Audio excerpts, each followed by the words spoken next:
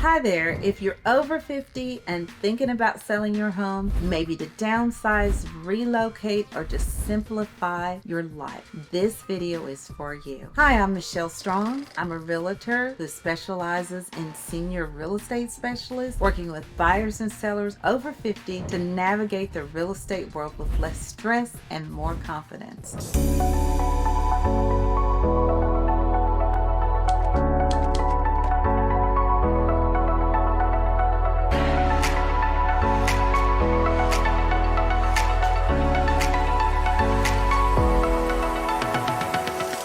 Today I'm sharing the top 3 mistakes boomers make when selling their home so you can avoid them and walk away with a peace of mind and the best possible price.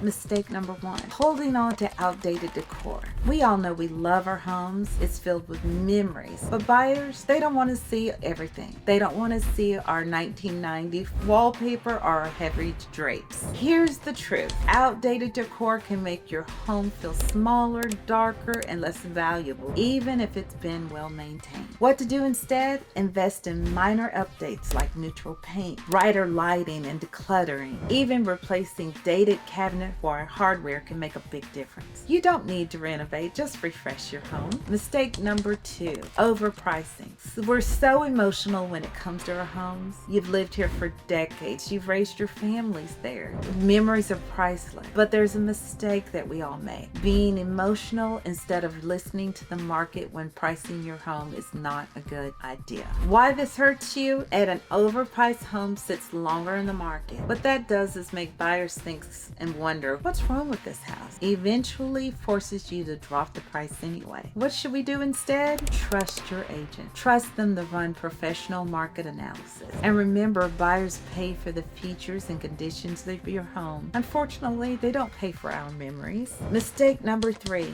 waiting too long. Long to start planning. Many sellers over 50 wait until they're ready, which often means you're being rushed. They underestimate how much time it takes to declutter, clean out decades of stuff, make small repairs, and you have to give yourself time to emotionally prepare to move on. What should we do instead? Start early, even if it's 6 months to a year away from listing. Create a step-by-step downsizing plan, or better yet, work with someone who specializes in this transition, like me. Selling a long-time home isn't just a transaction, it's a life transition. Avoiding these common mistakes can make the entire process smoother, more profitable, and less overwhelming. If you found this helpful, please like, subscribe, and hit the bell so you don't miss future tips made especially for you. And if you're thinking about selling, I'd love to help. Schedule a no-pressure call with me. Just click on the link in the description. Thank you for watching, and I'll see you next time.